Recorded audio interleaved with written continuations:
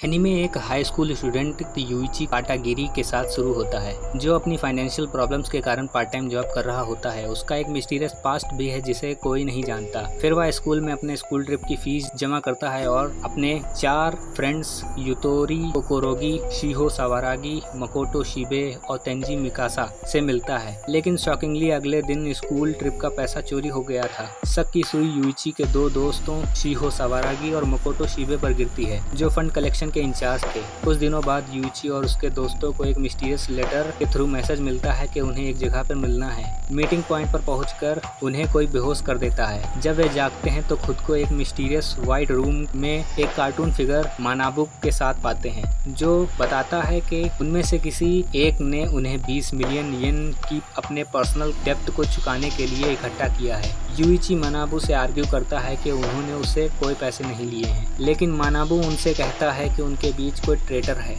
मानाबू उन्हें बताता है कि कर्ज चुकाने के लिए उन्हें कुछ साइकोलॉजिकल गेम्स में पार्टिसिपेट करना होगा और अगर वे जीत गए तो उन्हें 20 मिलियन येन या उससे ज्यादा का प्राइज मिलेगा। यह गेम उनकी दोस्ती और ह्यूमैनिटी के रियल नेचर का टेस्ट करेगा। इसके बाद यूइची और उसके दोस्त इस मामले पर डिस्कशन करते हैं और डिसाइड करते हैं कि वे अपने उस दोस्त की मदद करेंगे। मानाबू कहता है कि ये 20 मिलियन येन तुम पांचों में बांटने पर हर एक पर 4 मिलियन येन का कर्ज होगा। वे खेल के पहले स्टेज में जाते हैं, लेकिन शॉकिंगली यह एक क्लास थी और एक लोमड़ी जैसी डॉल और एक बड़ा सा सिक्का उनके टेबल पर रखा था। उन्हें एक नेम टैग दिए जाते हैं। हर नेम टैग के पीछे उनका डेप्ट अमाउंट लिखा हुआ था, लेकिन वह शॉकिंगली इस डेप्ट अमाउंट को किसी और को नहीं दिखा सकते। यदि कोई उनका डेप्ट अमाउंट देखता है तो उसका कर्ज दोगुना हो जाएगा। मानाबू गेम्स के रूल्स बताता है कि हर किसी को एक क्वेश्चन मिलेगा और सभी को सिक्के को छूने के साथ एक ही आंसर के बारे में सोचना होगा, लेकिन इस बीच कोई बोल नहीं सकता है। अगर हर कोई अपने दिमाग में सही जवाब देगा तो लोमड़ी अपने हाथों को ऊपर उठाएगी।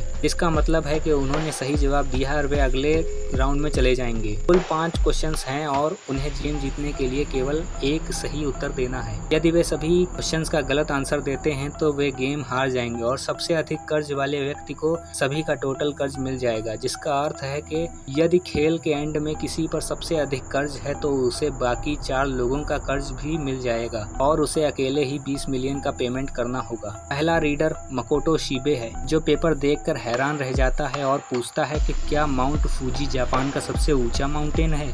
यह सुनकर हर कोई बहुत खुश हो जाता है और सोचता है कि इस आसान सवाल का जवाब देकर वे इस खेल को जीतेंगे, लेकिन रियलिटी उन्हें बहुत हैरान करती है कि जवाब गलत था। यूइची सोचता है कि वे इस आसान सवाल को गलत कैसे कर सकते हैं और किसी ने जानबूझकर ही गलत आंसर के बारे में सोचा होगा। दूसरा रीडर सावारागी शिहो है और उसने क्वेश्चन पूछा कि क्या 1 + 1 2 होता है। यूइची फिर से हैरान था और सोचता है कि इस बार वे जीतेंगे, लेकिन इस बार वे फिर से गलत जवाब देते हैं। यूइची अब उनके बीच एक ट्रेटर होने के बारे में शक करता है। वह फ्लैशबैक में उनके बीच हाल ही किसी प्रॉब्लम के बारे में सोचता है। मकोटो अपने दोस्तों से सावारागी को मनाने के बारे में बोलता है। तेंजी मदद करने से इनकार कर देता है, लेकिन यूइची किसी तरह मदद करने के लिए मान जाता है। यूइची शिहो से मकोटो को माफ करने के बारे में बात करता है तो शिहो मान जाती है और बदले में यूइची को अपने लाइफ का एक सीक्रेट कहना होगा। प्रेजेंट में थर्ड रीडर तेंजी है, जो पूछता है कि क्या अंग्रेजी में हमारे देश का नाम जापान है। इस बार फिर से गलत आंसर होता है। यूइची अंदर से उदास महसूस करता है और दूसरों पर भी शक करता है। फिर फोर्थ रीडर यूइची था, लेकिन पेपर देखकर यूइची को बहुत शौक लगता है। कागज पर कोई क्वेश्चन नहीं था, वे अपनी इच्छा कोई भी क्वेश्चन पूछ सकते थे, लेकिन शॉकिंगली एक टेक्स्ट में लिखा था कि यदि आंसर हाँ है तो वे अगले गेम में जाएंगे और यदि आंसर ना है तो यूइची का कर्ज आधा हो जाएगा। अब यूइची समझ जाता है कि उन्हें हर बार गलत आंसर क्यों मिल रहा था, क्योंकि उनके ग्रुप में कोई जानबूझकर ऐसा कर रहा था ताकि उनके कर्ज को 2 मिलियन येन कम किया जा सके और अंतिम व्यक्ति जो कि युटोरी कोकोरोगी को पूरा कर्ज 20 मिलियन येन देना पड़े। यूइची को पास्ट से कुछ याद आता है जहाँ कोकोरोगी को बुली किया गया था, तो यूइची उसकी मदद करता है। प्रेजेंट में वापस आकर यूइची एक सिंपल क्वेश्चन पूछता है, क्या एक वीक में 7 डेज होते हैं, लेकिन इस बार फिर से उन्हें गलत जवाब मिलता है। यह देखकर यूइची को बहुत गुस्सा आता है। फिफ्थ रीडर कोकोरोगी थी, जो अब बहुत डरी हुई थी, लेकिन उसने 5वां क्वेश्चन कहा, क्या हम पांचों हमेशा के लिए दोस्त रहेंगे चाहे कुछ भी हो जाए। लेकिन इससे पहले कि वे जवाब देते, यूइची ने शॉकिंगली खेल के रूल्स को तोड़ दिया। एपिसोड की शुरुआत में हमें दिखाया जाता है कि यूइची ने गेम के रूल्स को तोड़ दिया है और वह कहता है कि इस सवाल का जवाब देने से पहले मैं सोच रहा था कि शिहो के अंडरवेयर का रंग क्या है, क्या कोई जानता है। उसने सभी को कुछ कहने के लिए टीज किया लेकिन किसी ने एक शब्द नहीं कहा। यूइची फिर एक्सप्लेन करता है कि उसका कर्ज अब सबसे ज्यादा है क्योंकि उसने नियमों को तोड़ दिया है जो उसके कर्ज को डबल कर देगा, और जो व्यक्ति कोकोरोगी पर सारा कर्ज डालने की कोशिश कर रहा था उसका प्लान अब फेल हो गया है। उसने बताया कि उसके पेपर में लिखा था कि पेनल्टी सबसे कम कर्ज वाले व्यक्ति को मिलेगी और इससे वह ट्रेटर को पहचान लेगा। वो ऑब्वियसली झूठ बोल रहा था लेकिन ट्रेटर इससे डर जाएगा और सही जवाब देगा। इस तरह से वे इस खेल को जीत जाएंगे। शॉकिंगली ये सब यूइची के प्लान के अनुसार ही होता है। वे सब सही आंसर देते हैं और इसके साथ वे खेल के अगले स्टेज में पहुंच जाते हैं। कंट्रोल रूम में दो लेडीज उनकी हर मूव को देख रही थी और यूइची से हैरान थी। खेल के दूसरे राउंड से पहले यूइची ने हर किसी से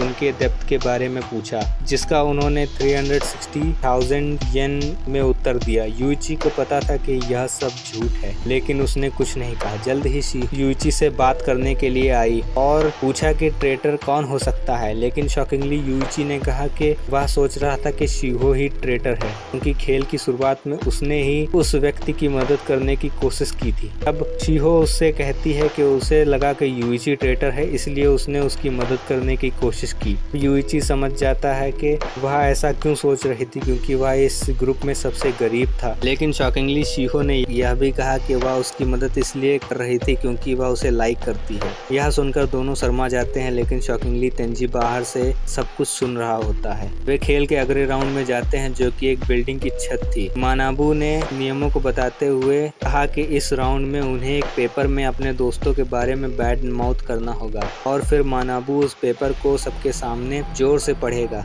इस खेल में कई व्यूअर्स होंगे और सर्वे होगा जिससे लोगों की पॉपुलैरिटी का पता चलेगा और सबसे कम पॉपुलर व्यक्ति के सबसे ज्यादा पॉइंट्स होंगे और वह उतने ही स्पेस आगे बढ़ेगा। लेकिन एंड तक पहुंचने वाले पहले व्यक्ति को भारी पेनाल्टी मिलेगी। जैसे ही उनमें से एक एंड तक पहुंचेगा गेम फिनिश हो जाएगा और हर किसी को 400,000 येन प्राइज में मिलेंगे, लेकिन बोर्ड में बचे हर व्यक्ति को 1 मिलियन येन का एडिशनल प्राइज मिलेगा। शिहो ने उससे बहस करते हुए कहा कि वे एक दूसरे के बारे में बैड माउथ कैसे कर सकते हैं। तब मानाबू उससे कहता है कि चाहे तो वे कागज को खाली भी छोड़ सकते हैं लेकिन इस तरह उन्हें एडिशनल 1 मिलियन येन नहीं मिलेगा। और इस खेल के शुरू होने के साथ पहला सबमिशन कुछ भी नहीं था, लेकिन इस तरह आगे बढ़ने से वे 100,000 येन खो देते हैं। वे कागज खाली छोड़ते रहते हैं लेकिन नुकसान एक 500,000 येन तक हो जाता है। लेकिन आश्चर्यजनक रूप से तीसरे सबमिशन में एक पेपर में कुछ लिखा था। मानाबू पेपर को जोर से पढ़ता है जिसमें कहा गया था कि शिहो यूइची से प्यार करती है और शिहो तेंजी को भी डेट कर चुकी है। यह सुनकर हर कोई चौंक गया था लेकिन शिहो ने कहा कि तेंजी और उसके पिता कॉलेज के दोस्त थे। शिहो और तेंजी केवल बचपन के दोस्त थे, लेकिन शॉकिंगली तेंजी ने कहा कि वह उसे पसंद करता है। उनकी आपस में बहस हो गई लेकिन चौथे सबमिशन में मानाबू ने 3 पेपर पढ़े जिसमें लिखा था मकोटो अपनी माँ के साथ तब तक नहाया था जब तक वह जूनियर हाई स्कूल में था। यूइची ने एक बार पूरे सप्ताह नहाया नहीं था। शिहो की प्लास्टिक सर्जरी हुई है, इससे सभी का मूड खराब हो जाता है। कंट्रोल रूम में 2 महिलाएं इस बारे में बात कर रही थी कि इन दोस्तों के ग्रुप में चीजें अब सुधर रही हैं, लेकिन अगले सबमिशन में हमें पेपर से एक चौंकाने वाली बात पता चलती है।